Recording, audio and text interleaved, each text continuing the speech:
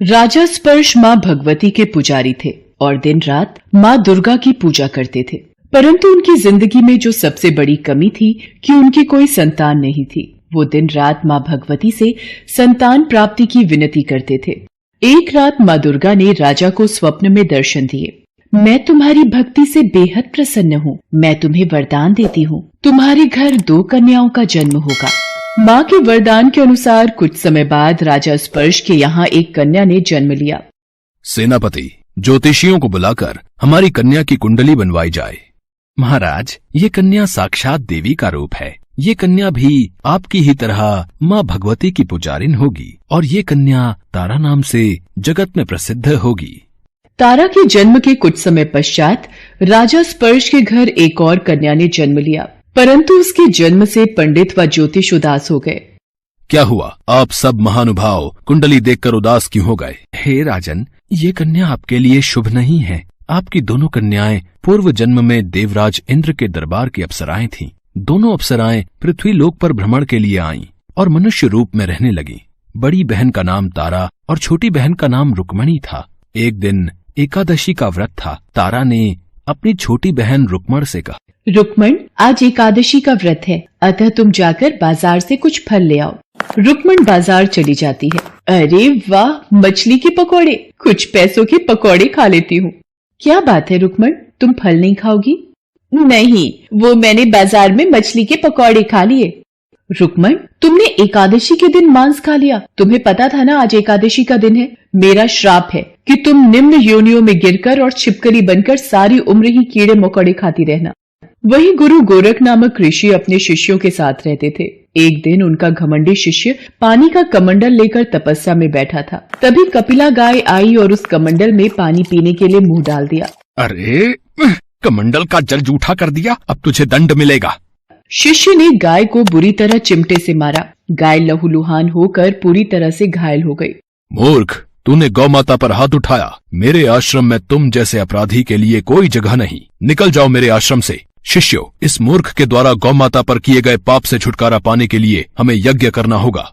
अच्छा, गुरु गोरख, यज्ञ करेंगे? मैं अपने अपमान का बदला इसी यज्ञ में लूंगा। यज्ञ शुरू हो गया और उस घमंडी शिष्य ने पक्षी का रूप धारण किया और अपनी चोंच में सांप लेकर प्रसाद में फेंक दिया। जब पक्षी सांप को भंडारे में फेंक रहा था, तब दीवार पर चिपकी एक छिपकली देख रही थी। ये छिपकली और कोई नहीं, पिछले जन्म में तारा देवी की छोटी बहन रुक्मण थी। अरे ये क्या, खीर की कढ़ाई में तो छिपकली गिर गई। पता नहीं, मनहूस छिपकली को प्रसाद में ही गिरना था। चलो प्रसाद की कढ़ाई को खाली कर देते हैं। अरे ये क्या, प्रसाद में मरा हुआ सांप। इस छिपकली ने अपने प्राण देकर हम सबके प्राणों की रक्षा की है। हम प्रार्थना करते हैं कि इस जन्म में अच्छे कर्म के कारण इस छिपकली को सब योनियों में उत्तम मनुष्य का जन्म प्राप्त हो। इसी तरह मुनियों के आशीर्वाद से छिपकली बनी रुक्मण को राजा स्पर्श के घर नया जन्म प्राप्त हुआ। ज्योतिषियों ने राजा स्पर्श को बताया कि ये कन्या शुभ नहीं है। राजा स्पर्श ने उपाय पूछा। राजन, आप इस कन्या को एक लकड़ी के संदूक में बंद करके ऊपर से सोना चांदी आदि जड़वा दें और उसको नदी में प्रवाहित कर दें। सबके परामर्श पर राजा स्पर्श ने कन्या को सोने चांदी जड़ित लकड़ी के संदूक में बंद करके नदी में बहा दिया। वो संदूक नदी में बहता हुआ काशी के समीप दीनू नाम के एक सफाई कर्मचारी को दिखाई दिया। अरे, नदी में ये संदूक कैसा?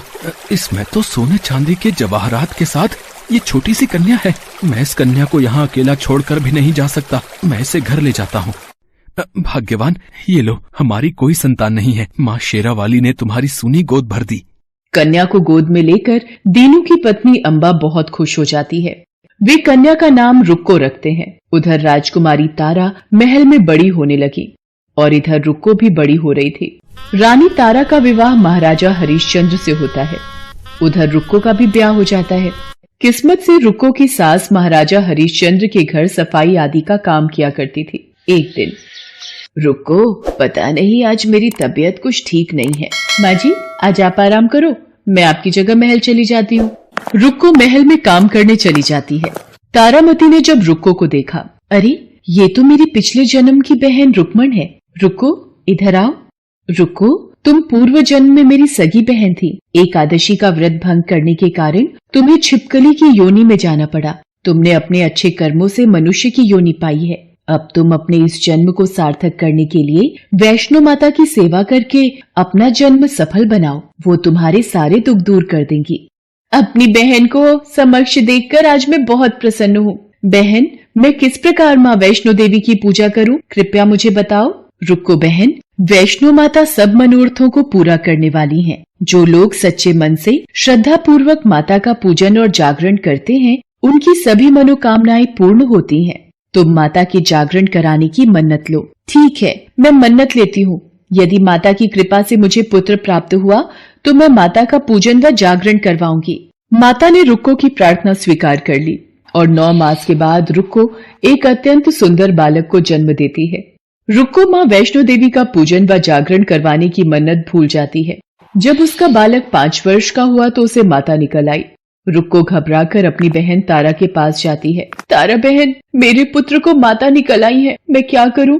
रुक्को, माता के पूजन में कोई भूल तो नहीं करी? तुमने कोई मन्नत मानी हो, वो याद करो। रुक्को को 6 वर्ष पहले जागरण की मन्नत याद आ गई। रुक्को ने माँ जगदम्बा को याद किया। उनकी कृपा से उसका पुत्र दूसरे दिन ठीक हो गया। रुक्को मंदिर गई और पंडित जी, मुझे अपने घर माता का जागरण कराना है। रुको, हम तुम्हारा जागरण मंदिर में ही करवा देंगे। हम एक पंडित होकर तुम्हारे घर भला कैसे आ सकते हैं, इसलिए हम तुम्हारे घर आकर देवी माँ का जागरण नहीं कर सकते। पंडित जी, माता के दरबार में ऊंच नीच नहीं होती, वो अपने भक्तों को एक ही दृष्टि से कृपा देती हैं। यदि तुम्हारे जागरण में महारानी तारा स्वयं आएंगी, तब हम तुम्हारे घर आकर जागरण अवश्य करेंगे। बहन तारा, पंडित जी कहते हैं यदि तुम मेरे घर जागरण में सम्मिलित होगी तभी वो जागरण करने आएंगे। ठीक है रुक्को बहन, मैं तुम्हारे घर जागरण में जरूर आऊंगी। महारानी तारा के जागरण में सम्मिलित होने की बात सेन नाई ने सुन ली और महाराजा हरिश्चंद्र को बताने चला गया। महाराज, छोटा मुंह बड़ी बात लगेगी, पर मैंने अपने कानों से सुना है। ये तुम क्या कह रहे हो? महारानी तारा महल में काम करने वाली एक सेविका के घर जागरण में जा रही हैं। मुझे सच जानना ही होगा। राजा को नींद न आए, इसलिए वो अपने अंगूठे को तलवार से चीरा दे देता है। अंगूठे की चोट के दर्द से महाराज सो नहीं पा रहे। हे माँ वैष्णो देवी, महाराज को नींद आ जाए ताकि मैं जागरण में जा सकूं। माँ वैष्णो देवी की कृपा से राजा को नींद आ जाती है। रानी तारा रुक्को के घर जागरण में जाती है, पर राजा की नींद खुल जाती है और राजा वापसी में रानी का रास्ता रोक लेता है। मैंने अपनी आंखों से देखा है, तेरी झोली में मांस के टुकड़े हैं। दिखा रानी, मुझे दिखा। तूने एक गरीब के घर का प्रसाद खाया है। रानी तारा अपनी झोली खोलती है। झोली में फूल, पान, सुपारी, मिश्री, मेवा। ये चमत्कार देख राजा रानी से कहता है, मुझे इस चमत्कार को सिद्ध कर रानी, तेरी माँ की शक्ति दिखा। महाराज, मेरी माँ की शक्ति बिन अग्नि ये जलती ज्वालामाई, और देखनी है माँ की शक्ति तो हे राजन, अपने किसी प्रिय को खोना होगा। अपने प्रिय नीले घोड़े और अपने इकलौते पुत्र की बलि माँ के चरणों में अर्पित करो राजा। राजा को तो माता की शक्ति देखनी थी, उसको फितूर सवार था। राजा ने अपने नीले घोड़े और प्रिय पुत्र का सिर धड़ से अलग कर दिया। अब 5 थालों में घोड़े और पुत्र के मांस का प्रसाद परोस दो राजा। राजा आंसुओं से भरे नेत्रों से जैसा जैसा महारानी तारा कहती वैसे वैसे करता गया। राजा, इस प्रसाद को खाओ। जैसे ही राजा अपने पुत्र के कटे मांस को मुंह में लेता है, निवाला हलवा पूरी चने बन जाते हैं। माँ भगवती, अपना चमत्कार दिखाओ। जय माँ भगवती। महाराज, एक बार जय माता दी बोलकर अपने पुत्र के पास जाओ, वो सो रहा होगा। राजा महल में जाता है। वहाँ पुत्र पलंग पर सोया होता है। राजा की आंखों में आंसू आ जाते हैं। तभी उसे अपने घोड़े की भी आवाज आती है। वो देखता है उसका घोड़ा घास खा रहा है। राजा हरिश्चंद्र माँ भगवती के चरणों में शीश झुका देता है। राजा हरिश्चंद्र की प्रार्थना सुनकर माँ भगवती विराट रूप में महाराजा हरिश्चंद्र और महारानी तारा को दर्शन देती हैं और उन्हें आजीवन सुखी रहने का आशीर्वाद देकर अंतर्ध्यान हो जाती हैं। रुक्मण के भी सारे पाप क्षमा हो जाते हैं और उसे मोक्ष की प्राप्ति होती है। शास्त्रों में कहा गया है कि तारा रानी की कथा के बिना कोई भी जागरण संपूर्ण नहीं होता। जय माता दी।